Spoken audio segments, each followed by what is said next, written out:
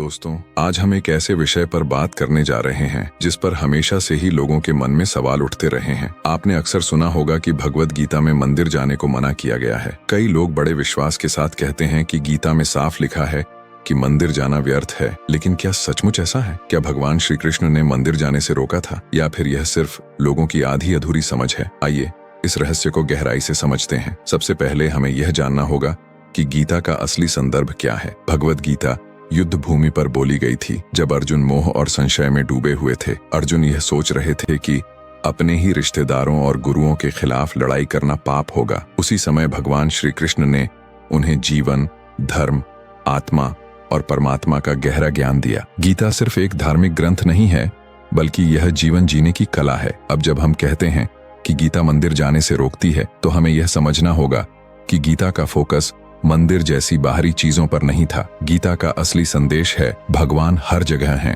वह आपके अंदर भी हैं, आपके हर कर्म में हैं। इसलिए अगर आप सिर्फ मंदिर जाकर सोचते हैं कि आपने भगवान को पा लिया, तो यह अधूरा दृष्टिकोण है। भगवान श्री कृष्ण गीता के 9वें अध्याय में कहते हैं, पतितोपि माम भक्त्या उपासते यत् सदाशिवम। अर्थ यह है कि यदि कोई भक्त सच्चे दिल से भक्ति करता है, चाहे वह कहीं भी हो, चाहे वह अमीर हो या गरीब, पापी हो या पुण्यात्मा, यदि उसका मन निर्मल है और भक्ति सच्ची है, तो भगवान उसकी भक्ति को स्वीकार करते हैं।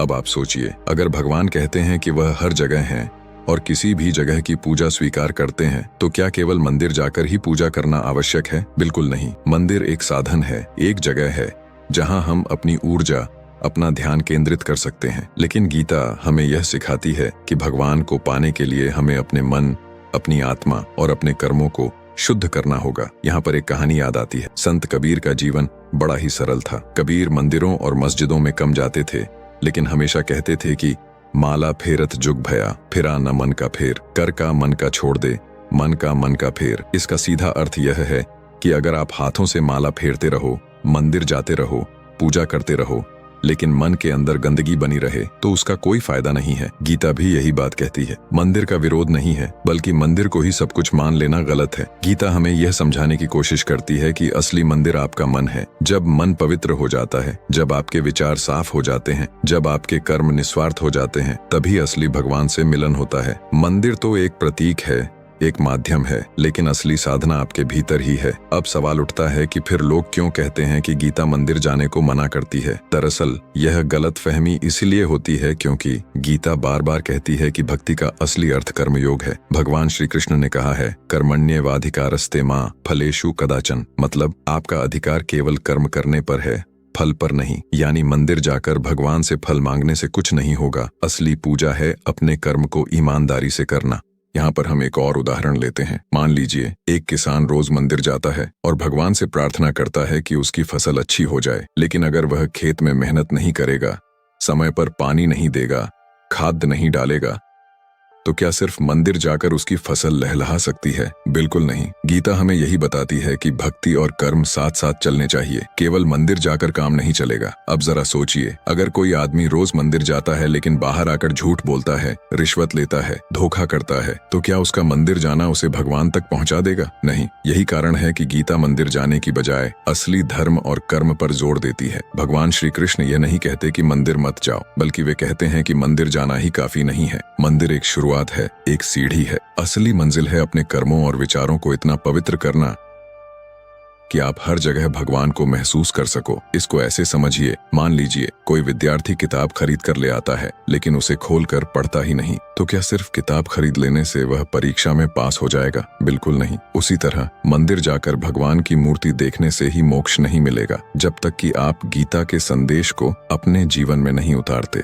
तो दोस्तों, जैसा हमने समझा कि मंदिर केवल एक साधन है, मंजिल नहीं। गीता का असली संदेश है कि हमें भगवान को अपने अंदर खोजना चाहिए। लेकिन अब सवाल उठता है कि मंदिरों का अस्तित्व क्यों है? अगर गीता कहती है कि भगवान हर जगह हैं, तो फिर लोग मंदिर क्यों बनाते हैं? इसका उत्तर बहुत गहरा है। मंदिर इंसान की मनोवैज्ञानिक जरूरत है। देखिए, जब हम रोज रोज के कामों, भाग दौड़ और समस्याओं में फंसे रहते हैं, तो हमारा मन विचलित हो जाता है। ऐसे में हमें एक जगह चाहिए जहाँ हम शांत होकर बैठ सकें, ध्यान कर सकें और अपनी आत्मा को भगवान से जोड़ सकें। मंदिर यही भूमिका निभाता है। लेकिन गीता यह कहती है कि अगर आप सोचते हैं कि सिर्फ मंदिर जाकर आपकी सारी समस्याएं हल हो जाएंगी, तो यह भ्रम है। मंदिर तभी सार्थक है जब वह आपके अंदर भक्ति, करुणा और निस्वार्थ भाव जगाता है। अगर मंदिर जाकर भी आप क्रोध, लोभ, ईर्ष्या और पाप में लिप्त रहते हो तो वह मंदिर केवल ईंट पत्थर की इमारत बनकर रह जाता है। भगवान श्री कृष्ण गीता के 12वें अध्याय में भक्त की पहचान बताते हैं। वे कहते हैं, अद्वेष्टा सर्वभूतानां मैत्रः करुण एव च,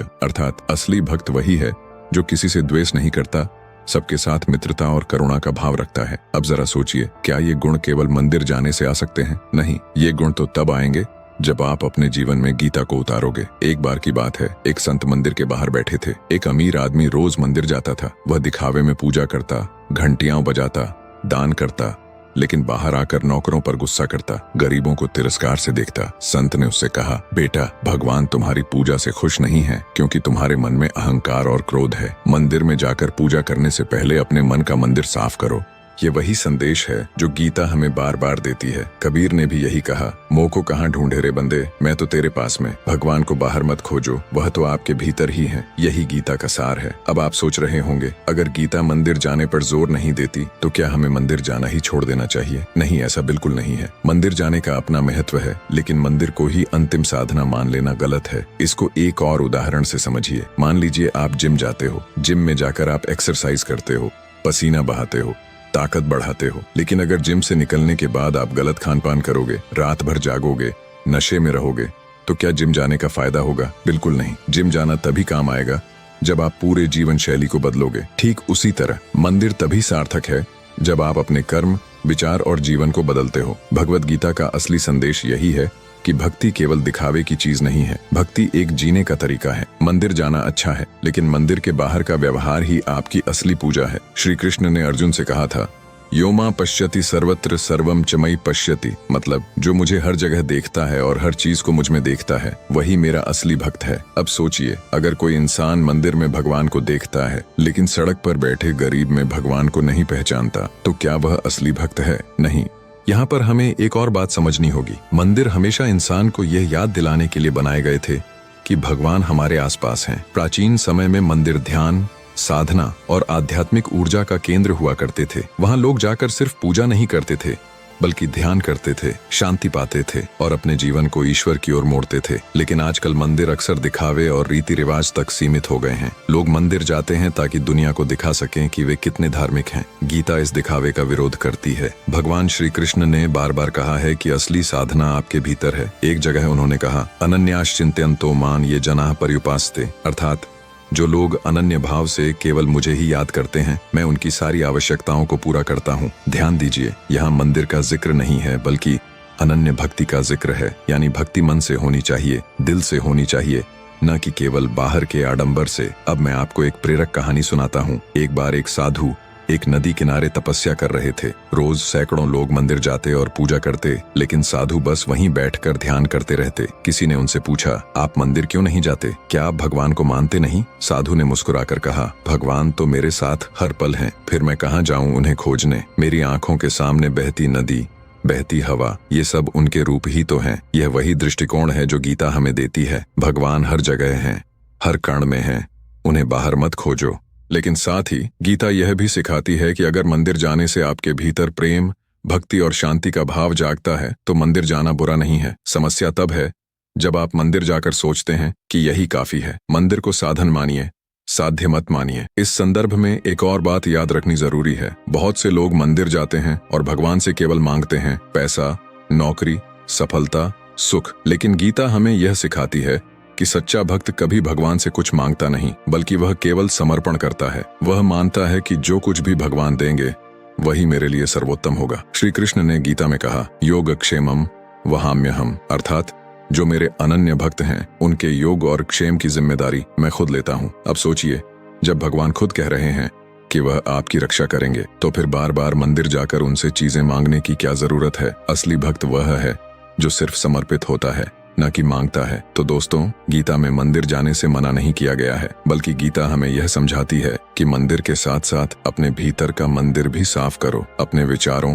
अपने कर्मों और अपने व्यवहार को पवित्र बनाओ। यही असली पूजा है, यही असली भक्ति है। तो दोस्तों, अब तक हमने समझा कि गीता का संदेश यह है कि मंदिर केवल एक साधन है, लेकिन असली साधना आपके मन, विचार और कर्म में है। अब हम इस विषय को और गहराई से समझते हैं ताकि ये गलतफहमी हमेशा के लिए मिट जाए कि गीता मंदिर जाने को मना करती है। सबसे पहले हमें यह देखना होगा कि गीता किस स्थिति में बोली गई थी। यह कोई धार्मिक प्रवचन नहीं था जो मंदिर में बैठकर दिया गया हो। गीता तो रणभूमि में बोली गई थी, जहां चारों ओर युद्ध की तैयारी थी, शंख बज रहे थे, लोग मृत्यु के सामने खड़े थे। इस परिस्थिति में भगवान श्री कृष्ण ने अर्जुन को यही कहा कि भगवान को पाने के लिए तुम्हें कहीं बाहर जाने की जरूरत नहीं, बल्कि अपने कर्तव्य, अपने कर्म और अपनी आत्मा में भगवान को पहचानो। मंदिर का महत्व बनाम गीता का संस्कृति का हिस्सा रहे हैं। प्राचीन काल में मंदिर केवल पूजा करने की जगह नहीं, बल्कि समाज में शिक्षा, कला, संगीत और ध्यान का केंद्र हुआ करते थे। वहां लोग जाते थे ताकि उन्हें आंतरिक शांति मिले। मंदिर का निर्माण भी इस तरह किया जाता था कि वहां सकारात्मक ऊर्जा बनी रहे। लेकिन गीता का कहना यह है कि मंदिर में जाकर भगवान को पत्थर या मूर्ति तक सीमित मत कर दो। अगर आप मानते हो कि भगवान केवल मूर्ति में है और बाहर नहीं है, तो यह भगवान की महिमा को छोटा करना है। गीता का संदेश यह है कि ईश्वरः सर्वभूतानां हृदयेषु अर्जुन तिष्ठति, अर्थात भगवान हर जीव के हृदय में बैठे हैं। अब सोचिए, जब भगवान हर प्राणी में हैं, तो फिर उन्हें केवल मंदिर में क्यों ढूंढा जाए? यही कारण है कि गीता मंदिर के बजाय आत्मा और कर्म को प्राथमिकता देती है। एक साधक की कहानी। एक बार एक साधक था जो हर रोज मंदिर जाता था। वह घंटों पूजा करता, भजन गाता और प्रसाद चढ़ाता, लेकिन मंदिर से बाहर निकलने के बाद वह छोटे बच्चों को डांटता, गरीबों की मदद नहीं करता और अपने पड़ोसियों से हमेशा झगड़ता। एक दिन एक संत ने उससे कहा, बेटा, भगवान मंदिर में नहीं, तुम्हारे व्यवहार में दिखेंगे। अगर तुम्हारे कर्म अच्छे नहीं तो मंदिर जाना बेकार है। यह कहानी हमें यही सिखाती है कि मंदिर जाना गलत नहीं है, लेकिन असली मंदिर आपके भीतर है। कबीर और नानक की दृष्टि।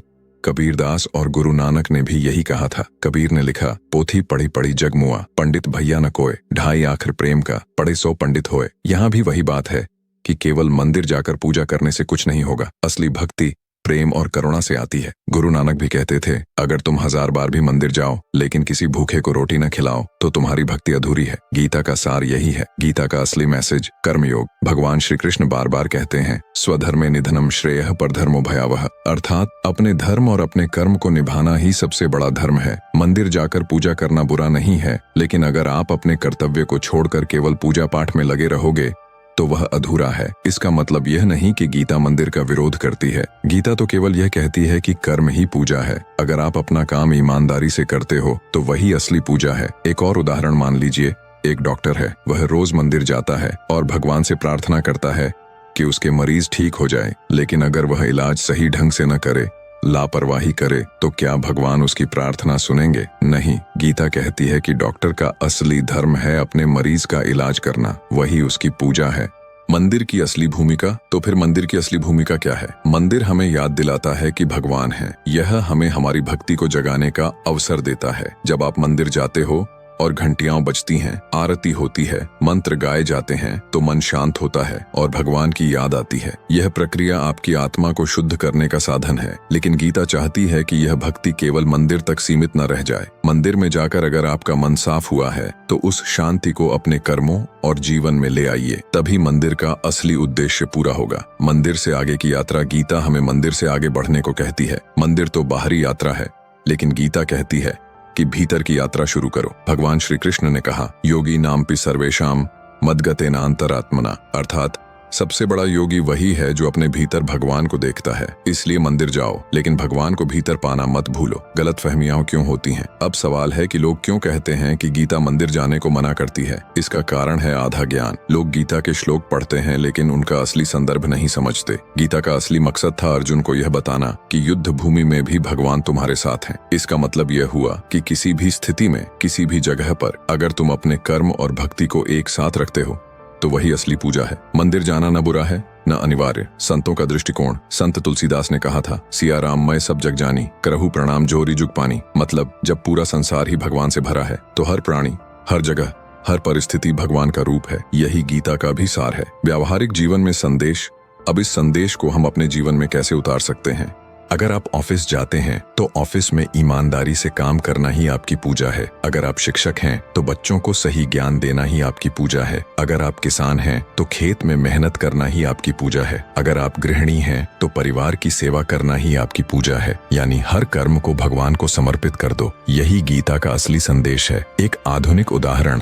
आजकल लोग मंदिर तो जाते हैं लेकिन सोशल मीडिया पर नफरत फैलाते हैं, गाली देते हैं, झूठी खबरें फैलाते हैं। सोचिए, क्या यह असली भक्त का लक्षण है? गीता तो कहती है कि असली भक्त वही है जो सबके साथ प्रेम करता है, करुणा करता है। इसलिए मंदिर जाना गलत नहीं, लेकिन मंदिर के साथ साथ अपने कर्मों और विचारों को भी शुद्ध करना जरूरी है। गीता का सार्वभौमिक संदेश। गीता केवल हिंदुओं के लिए नहीं है। गीता एक यूनिवर्सल ट्रूथ है। ये हर इंसान के लिए है, चाहे वह किसी भी धर्म का हो। गीता का संदेश है कि भगवान हर जगह हैं और असली पूजा है निस्वार्थ कर्म। निष्कर्ष तो दोस्तों, ये कहना गलत है कि गीता मंदिर जाने को मना करती है। गीता केवल ये कहती है कि मंदिर को ही सब कुछ मत मानो। मंदिर एक साधन है, लेकिन असली साधना आपके भीतर है। मंदिर जाओ, लेकिन वहां से निकलकर अपने कर्मों और विचारों को भी मंदिर जैसा पवित्र बनाओ, तभी असली भगवान से मिलन होगा।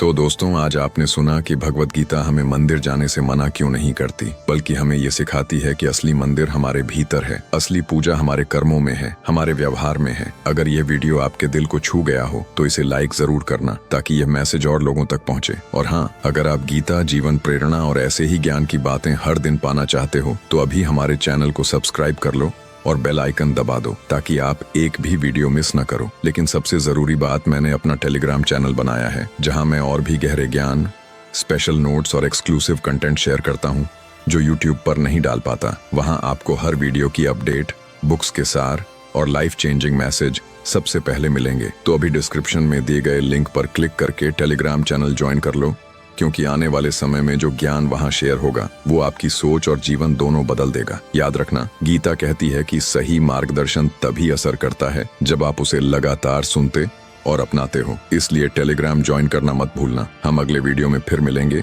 एक नए विचार और प्रेरणा के साथ। तब तक याद रखिए, भगवान मंदिर में नहीं, आपके हर कर्म और हर सांस में है।